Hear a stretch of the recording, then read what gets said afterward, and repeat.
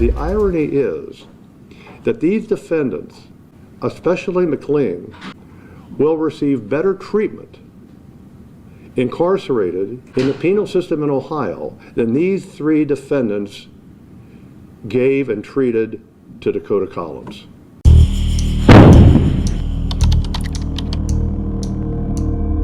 Hey, I'm Cassie. Thanks for joining me today. Today we're here to talk about another true crime case, and this one does involve a child again. The child that we're going to be talking about today is 10-year-old Takoda Collins. This is a very extreme case of child so there's going to be a lot of graphic details. Please keep that in mind as we go forward with the story. At the time of his death, Takoda Collins was a sweet, happy, and adorable 10-year-old little boy. He loved fishing and everything to do with Halloween. But before we talk about Takoda and what happened to him when he was 10, we're going to go and start back at the beginning. So Takoda was born December 18th, 2008, to Robin Collins and Al Muhattin McLean. For most of this, we're going to refer to him as just McLean. So anyways, he was born to his two parents in Wisconsin. Soon after his birth, they did end up splitting up, and his dad had nothing to do with him. When Takoda was 11 months old, he was taken away from his mother, and this is due to the fact that she was holding Takoda, and her new boyfriend at the time hit her. Now, losing him sent her into a downward spiral of drugs. There was a friend of Robin's that took him in for a time while she was having a hard time taking care of him when he was still at home before he was taken away. And she tried for years and years, I guess, to adopt him, but it never ended up going through. So when he was 11 months old and DCF took him away from Robin, he went to 3 different foster families within a matter of just a few years. Robin was unable to get custody back of Takoda because with her downward spiral of drugs also came stints in prison. So she was having a hard time getting everything together. And Takoda's dad had nothing to do with him, as I said before. He never called. I don't even think he knew what this child looked like until the day that Child Services decided to give him custody of Takoda. And I'm not exactly sure why. I had a very hard time finding out what the reason was that they gave Takoda to his father. I don't know if it's because he had the means to take him and they rather keep them with family than in a foster home. But his father had prior convictions of assault, as well as multiple allegations of assault in his past. So, probably not the best idea on Child Protective Services' part. I think he probably would have been better off. I know he would have been better off staying in one of the foster homes. I'm sure of it. And you'll see why as we go through this case. Before he gained custody of him in April 2012, he actually had an assault charge because he had hit and choked a man because he thought he had stolen his phone. So, we're off to a great start. So, not only was Takoda given over to his father was allowed to take him out of state as well. Takoda lived in Wisconsin and he took him to go live in Ohio. And that was that. Apparently DCF thought everything was going to be great, everything was going to be fine. So McLean only had temporary custody of Takoda at this point. In October of 2013, Takoda's biological mom, Robin, wrote to the courts and said, please do not let him take him out of state and have permanent custody of him. She obviously didn't trust this man. The court completely ignored this and McLean gained permanent custody on October 23rd of 2013. This falls on CPS here in Dayton. This falls on them. This falls on Wisconsin. They should have looked into it. They should have done more. What I don't understand is why McLean wanted to take him in the first place, because he had nothing to do with this child his whole life. And now he's older. Child Protective Services calls him, asks him to take him, and he says, okay, sure. Why did he want to take him? Was he getting money out of this somehow? What was it? That makes me wonder. Why did he take him into his permanent custody? Why did he want him? So at Takoda's new home in Ohio lived his father's fiance, Amanda Hins, and Amanda's sister, Jennifer Ebert. Later on, there was also another child in the house. At the time of Takoda's death, the other child that was living in the house was 3 years old. So at the point that McLean had gotten permanent custody of Takoda, the little boy was not born yet, and he was not ever subjected to any abuse like Takoda was. Now, just 3 days after McLean had obtained permanent custody of Takoda, he's accused of beating his fiancée, Amanda, hitting her over the head with a pipe, dragging her by the hair to a car, and then punching her and driving away. This was only 3 days after he obtained permanent custody of Takoda.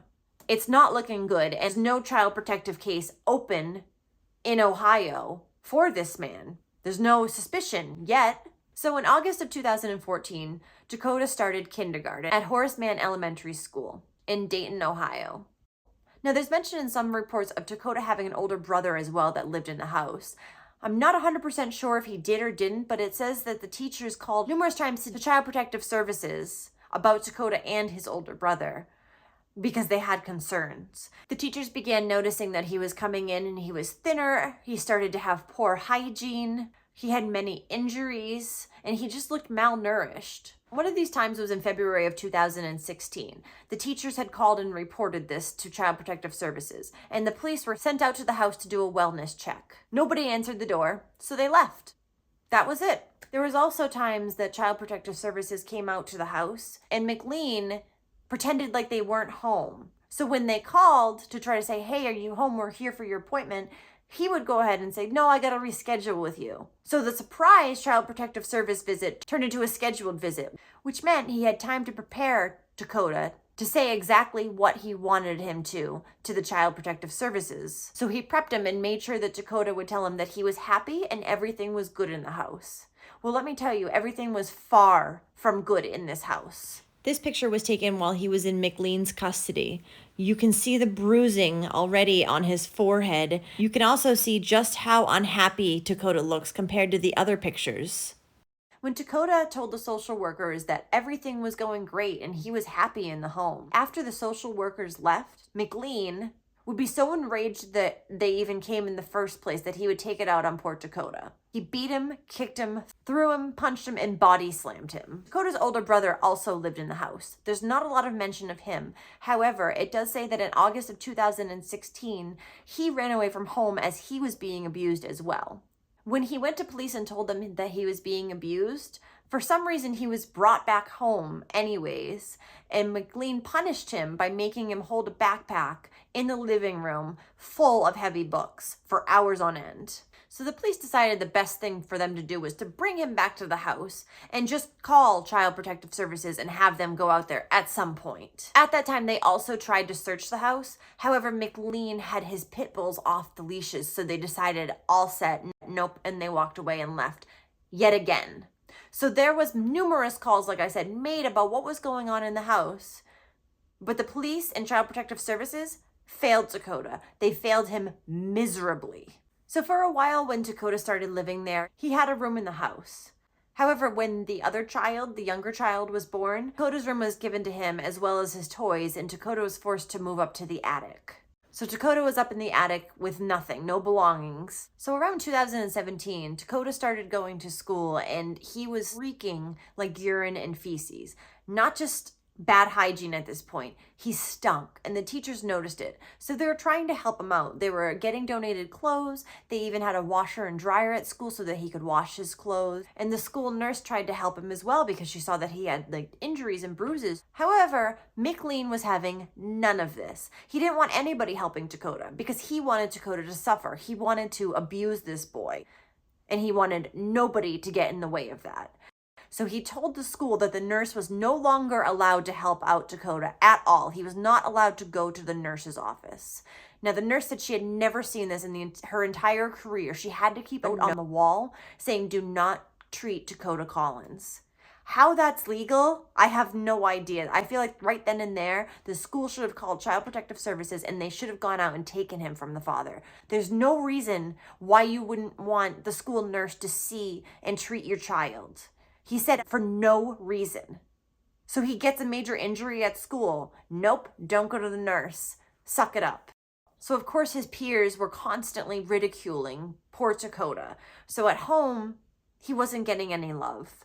And at school, he was getting made fun of because he smelled so bad. The reason why he stunk so bad was because his dad now decided that as he was living in the attic, he couldn't come down to the bathroom. The teachers also noticed that Takoda started coming in with awful, embarrassing, and potentially painful haircuts. McLean would also ask that the teachers give him a report every day of how Takoda's day went. Well, he was a young boy, so he was very active, and he didn't always know how to sit still. So the teachers would report this. But any little thing that was less than perfect, and he was getting beaten again. His punishment started off as him having to wear a backpack full of books like his brother did. And this is just the very beginning. This is nothing compared to what McLean further does to Takoda later on down the line. If McLean wasn't around to answer the phone when the teachers called, his fiancée sure was. And she would make sure that she told McLean every detail of what the teachers said because she, for some reason, liked to be a tattletale and get poor Takoda in trouble, like she was the same age as him or something. So when Takoda received the punishment of having to stand in the living room with the backpack loaded with books, he would have to do this from the time he got home from school to the time that he went to bed up in the attic. And if he got a bad report on a Friday, then he was punished the whole weekend. He had to stand there all day with that backpack on.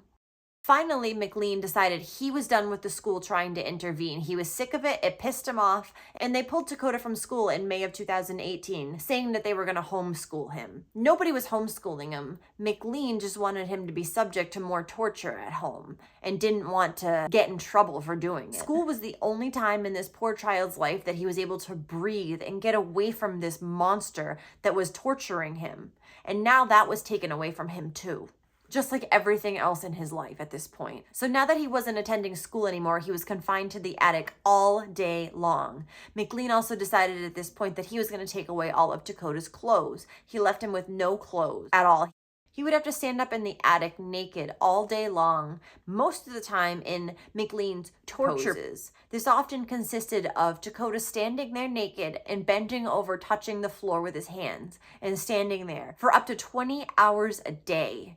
Naked in a cold attic. He was allowed to go downstairs just to go to the bathroom, but he had no clothes on, so he was going down there naked. Well, McLean said, "You're trying to show your body off to the younger child in the house," and kept calling him gay slurs. So then he said, "Takoda, you're only allowed to go to the bathroom when the younger child is sleeping at night, and that's it." So in November of 2018, after Takoda had already been pulled from school, allegedly, he launched himself through the attic window. At this point, McLean and his fiancée Amanda decided they had no choice but to bring him to the hospital. At the children's hospital, there were no allegations of abuse at all. Takoda had bruises on his body at this point, I'm sure. He flung himself out the attic window. Didn't they wonder why he was even in the attic to begin with, this little boy? They believed McLean when he told him that Takoda had done this to himself. Before they sent Takoda home, they had an aftercare program that they wanted him to participate in. And one of the things that they offered was counseling. The services were turned down. McLean did this many times. Many services were offered to this man in order to help the family and help Takoda. Many free services. And they were always turned down. He never took the help. And that becomes important later on because wait until you hear what he says towards the end. McLean, however, did decide that he was going to call the juvenile court and ask them if they had any programs there for an unruly child.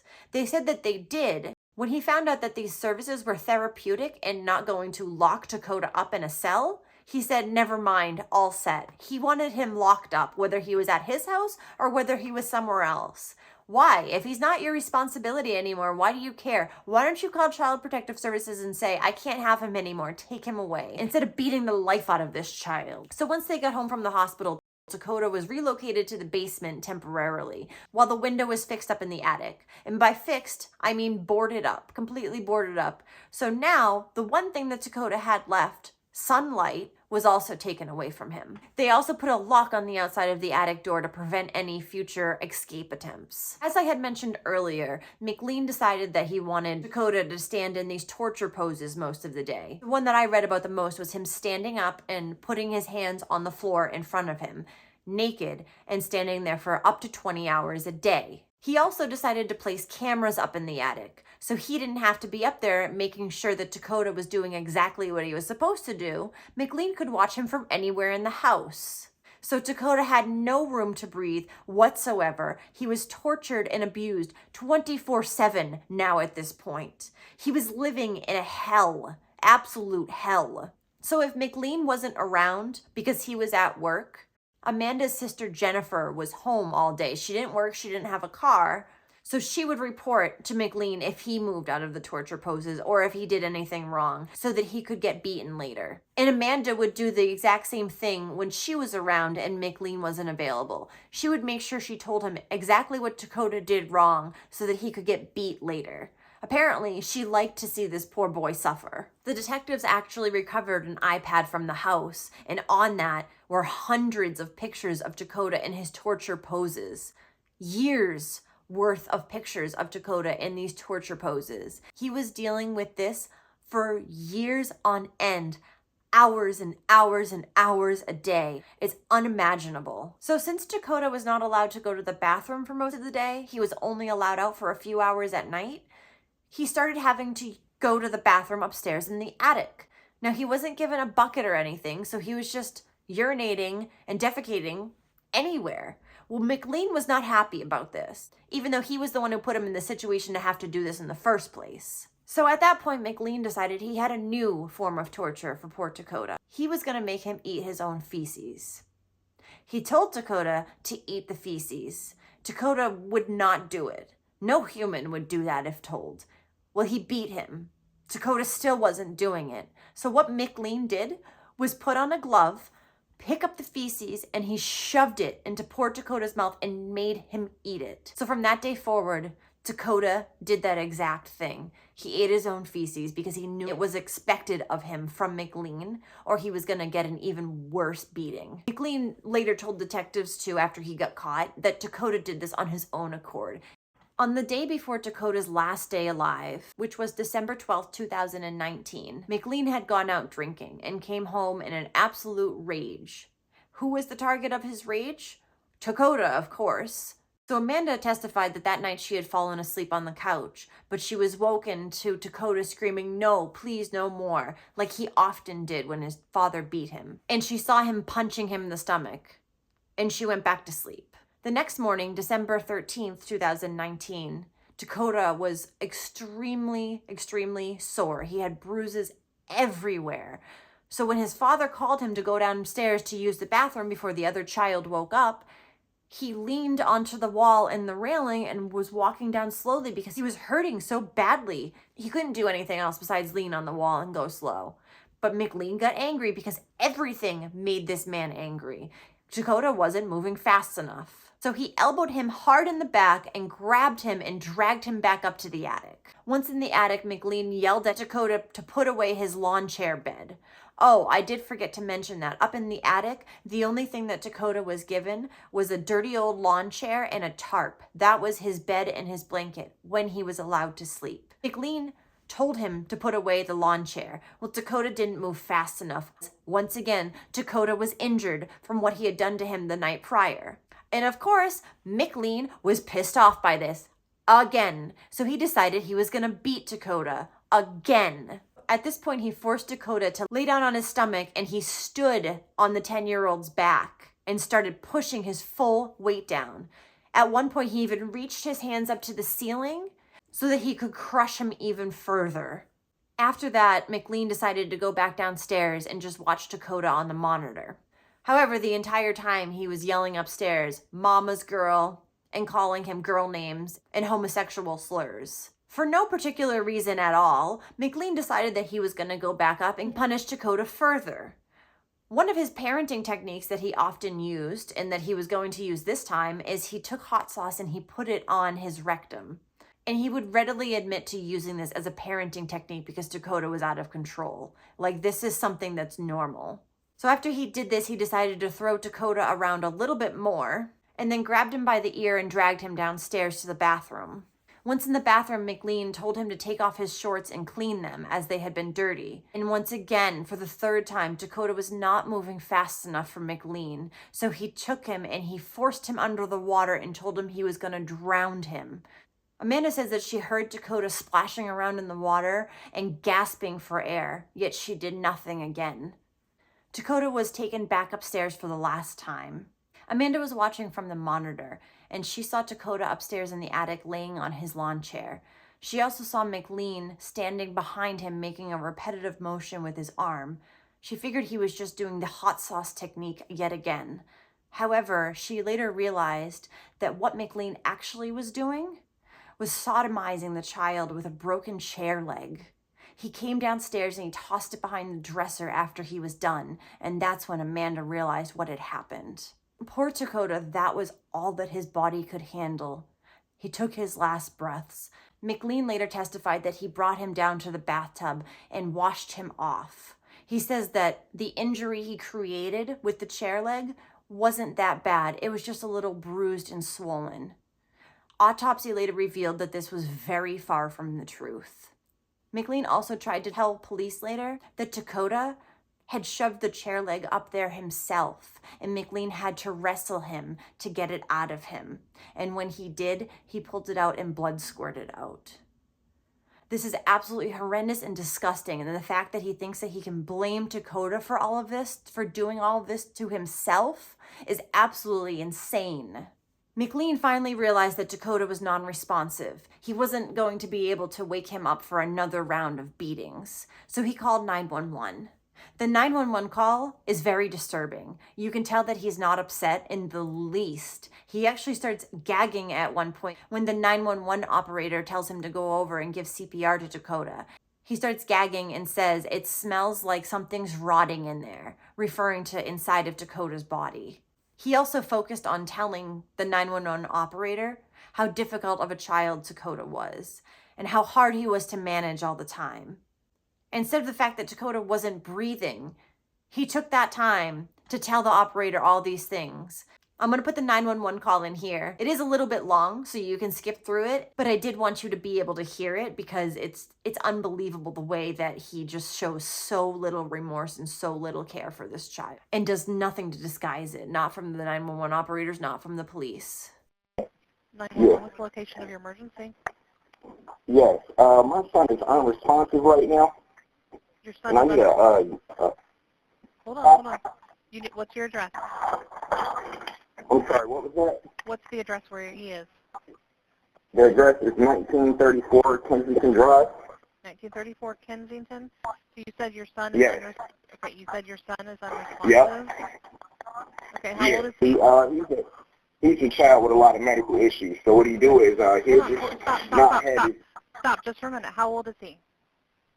He's 11 years old. Okay. In 3 days.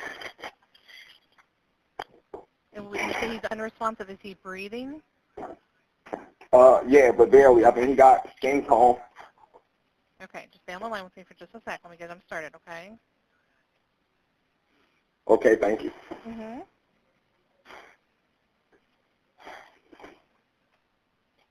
You breathing? Hello? I'm here. You talking to me? No, I'm talking to my child. Okay, that's fine. I just want to make sure. I'm still here.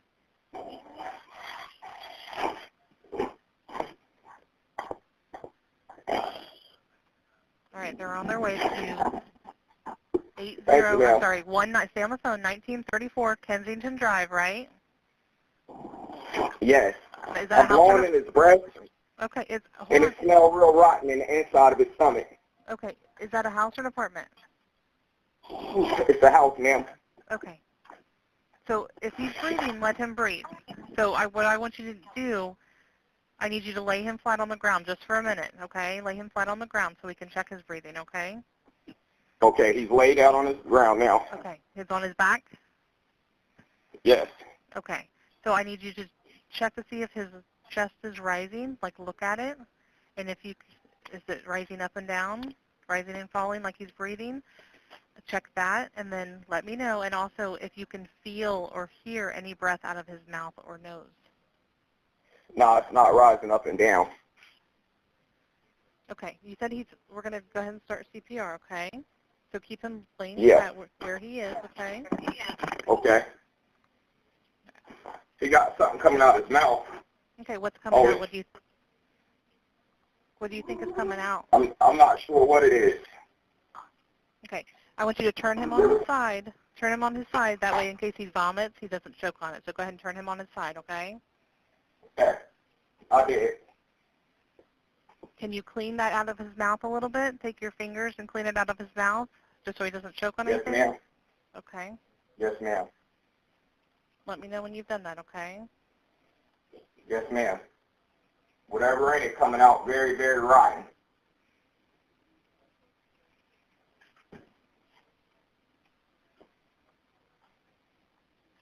It's a lot in this air passage, ma'am. Okay, I understand. You said he has medical history. What kind of medical history does he have? I mean, just mental behavior. See, he just hurts himself all the time. Okay. He wake up, don't get his way, slam his head, eat his shit.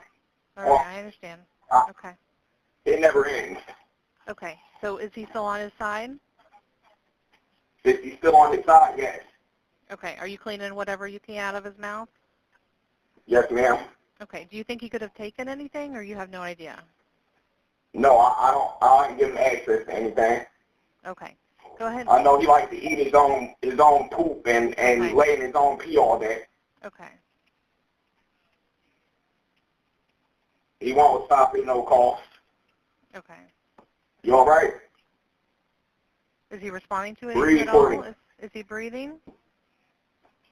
It's hard to say. I see his eyes. Okay. And what are his eyes doing? Like, are they moving? Is any part of his body moving? No, they just still. Okay. Go ahead and lay him on his back again. If you think his mouth is Now cleaned up something as coming best out you his can. nose. He's going up out his nose now. Okay. Then lay him on his side, okay? Yes, ma'am. And just What do your about best. CPR? Well, you need to clean out his air passages as best you can before you can start CPR. That's what you found. But if, I'm trying to hold it in there. if you think it's as cleaned up as you can do it, then you can go ahead and start with the breath. You tell me.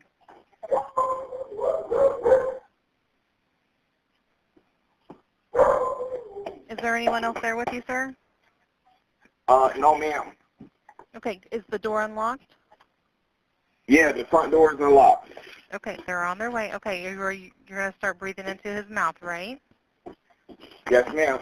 Okay. So I want you to. I'm going to Tell clear his- the air passage out. Okay. Yes. Clear it out as best you can. I understand that there's something in there. Yeah. So you're going to tilt his head up, his forehead up, so it's facing the ceiling, so his airway is open as best as you can. And you're going to blow. Tilt his forehead up. Yeah, tilt his forehead up a little bit. Okay. And you're going to blow 2 breaths into his mouth, okay? You're going to cover Okay. his mouth with your mouth. Go ahead.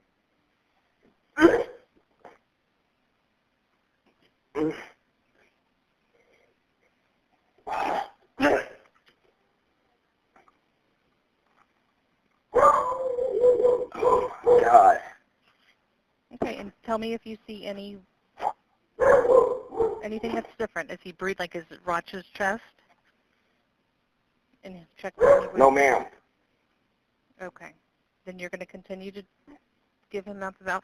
We're going to do chest compressions, okay? So you're going to put his hands, your 2 hands, between his breastbone, and you're going to press down hard and fast, okay?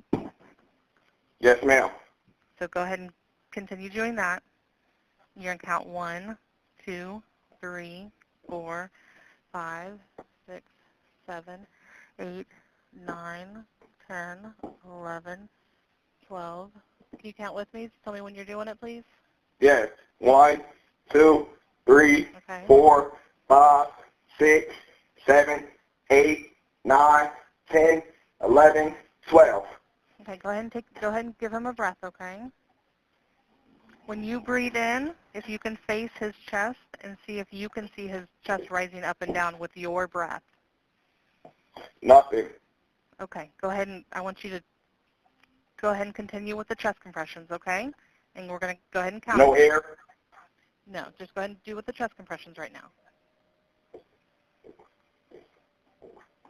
5, 6, 7, count with me, 8, 9, 9, 10. Okay, well, 1, keep going. 2, Mhm. 3, 4, Mhm. 5, 6, 7, 8, 9, 10. Keep going. 1, 2, 3, 4, 5, 6, 7, 8, 9, 10. Okay, so you're doing a good job. Ambulance Okay. is here now. Okay, go ahead and open the door for me. When the paramedics got there, Takoda was laying alone, bruised and battered and not breathing on the floor. Amanda had been there prior, but she had taken the other child and left when she saw Takoda laying there on the floor, fighting for his life. That's real nice. The paramedics were trying to do anything that they could to bring poor Takoda back, and it was very apparent from the moment they saw him that he was abused.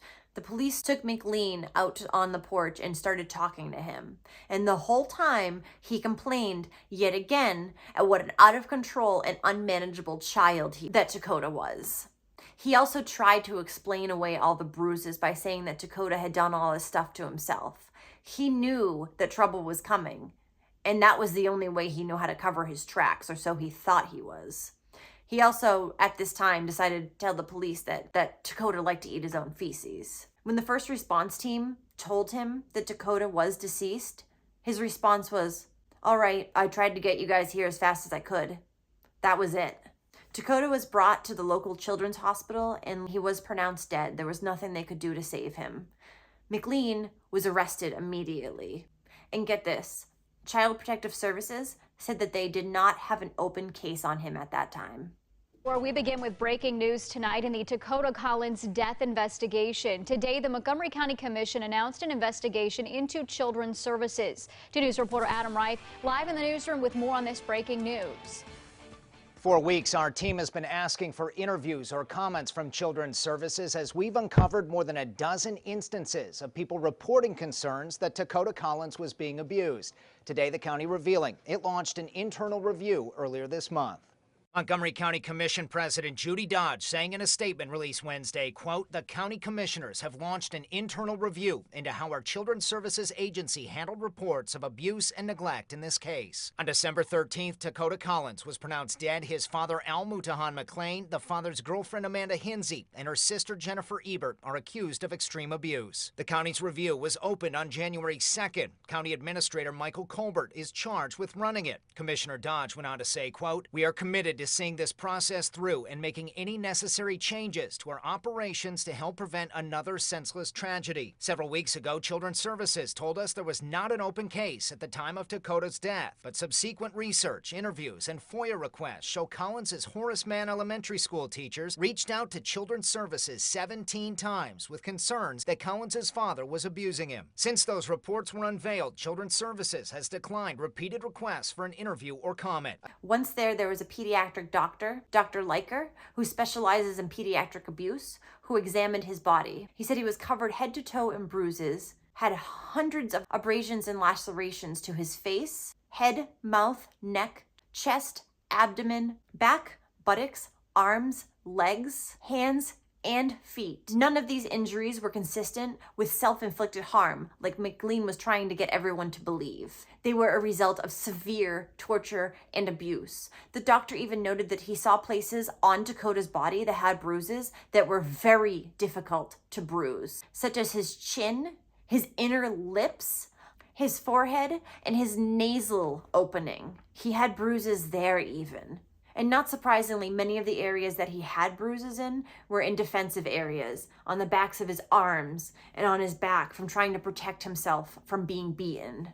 And as bad as the outside of Takoda's poor little body looked, the inside was even worse. It showed the true extent of everything that he had gone through. There was deep bruising to every part of his head. There was deep internal bruising to his stomach. His back and buttocks showed deep internal bruising as well. He had a severe pulmonary edema, which is fluid in the lungs due to being submerged in water. He also had a fracture to his ribs. Takoda's digestive system was also examined. And what they found was that the contents of Takoda's stomach was the exact same contents that they found later on down in the digestive system, in the bowels. The same thing, because he had been forced to eat his feces for so long. And he had bruising that was all the way down to the bone on his buttocks. The most significant injury, they said, that as far as it relates to fatality, is the massive bruising that he had on his neck that went through all the layers of muscle that were directly over the spine. The doctor said that this type of injury was normally an injury that was only seen in catastrophic type events, such as a severe car accident. The cause of death for 10-year-old Takoda Collins was blunt force trauma combined with compressive asphyxia and water submersion. As I said, McLean was arrested on the day of Takoda's death, and the 2 women that lived in the house were later arrested on December 20th, 2019. Jennifer and Amanda were completely complicit in all the abuse of Takoda. They never did anything to stop it, and as I had said before, they even told McLean when he supposedly did something wrong, in hopes that McLean would further beat him. Why would they just not tell him? Were they afraid of being beaten themselves, or were they just terrible people? I'm going with the latter. Both Jennifer and McLean blamed Takoda for everything, even after he wasn't here anymore. Jennifer, before she was arrested on the 20th, went to visit McLean in prison. They have a conversation of the two. In this conversation, they showed absolutely no remorse. They actually sat there and said, "What more could we have done? We did everything we could." They were given so many resources and they turned them down every time. What do you mean you did everything you could? This poor boy, you deprived him of everything in his life, clothes, food, dignity, and you threw him up in the attic. What do you mean you did everything you could? Are you serious? They comforted each other and told each other that everything that they did to Takoda was necessary because he was just so out of control. They are absolutely delusional. During this visit, they also complained about how bad Takoda smelled and how bad the attic smelled due to the things that they had done to him. This poor boy was already dead by their own hands, and they were still complaining about him. They also tried to convince themselves that Takoda wasn't that badly injured and he probably just had a heart attack. At 10, they were outraged that the police were focusing on McLean and making him out to be a bad father. But don't worry, Jennifer comforted him and said, "You're a good dad and a good person." They even told themselves and the police that if Takoda was here, he would speak up for them. Amanda was so determined to get McLean out of jail that at one point, she opened up a GoFundMe in Takoda's name to get this man out of prison. These people are so sick that even after they beat this child to his death, they still don't stop this insanity. It's still all about them, them, them. Ultimately, McLean was charged. He was charged with 3 counts of child endangerment, 1 count of rape, 1 count of murder, and 1 count of kidnapping. He was sentenced to 51 years to life. Amanda, McLean's fiance, was convicted of manslaughter and child endangerment. She was sentenced to 22 to 27 years. And the thing that enraged her the most, she couldn't believe her child had been taken away from her. And Jennifer, Amanda's sister, was convicted of involuntary manslaughter and child endangerment and was sentenced to 8 years in prison for her role in this. Even in McLean's jail cell, he still complains that he's cold, that he's hungry, that he only gets 3 cold meals a day, that he doesn't get enough underwear. Poor you. Look at the things he did to that child, and he has the nerve to sit there and complain about things like that. Good. I hope you rot in there. I want you to suffer for the rest of your life, the way you made Takoda suffer. He's also concerned for his own safety. Oh no. After Takoda's death, there was a lawsuit made against Montgomery County for Takoda's death and for the fact that child services failed to protect him. The estate of Takoda Collins was later awarded $3.25 million. Robin Collins says she plans to take legal action against Children's Services in Montgomery County and in Wisconsin, where she lives. She says she contacted Children's Services in both states months before her son's death. And most of those funds are going to his siblings, his grandmother, and his mother, who is now clean off of drugs. The case of Takoda Collins is extremely sad and horrific. Child Protective Services should have done more to make sure this child was okay. They failed him. They failed him miserably. His stepmother, Amanda, failed him miserably. She let all this happen and watched it, and so did her sister. Al McLean should never have gotten custody of Takoda in the first place. And I'd like to say I hope this never happens again, but unfortunately, child abuse happens everywhere, and we need to make sure that we don't fail the children that it's happening to, and we protect them. Thank you so much for being here and listening to Takoda's entire story. Please join me again next week for another true crime story. Bye.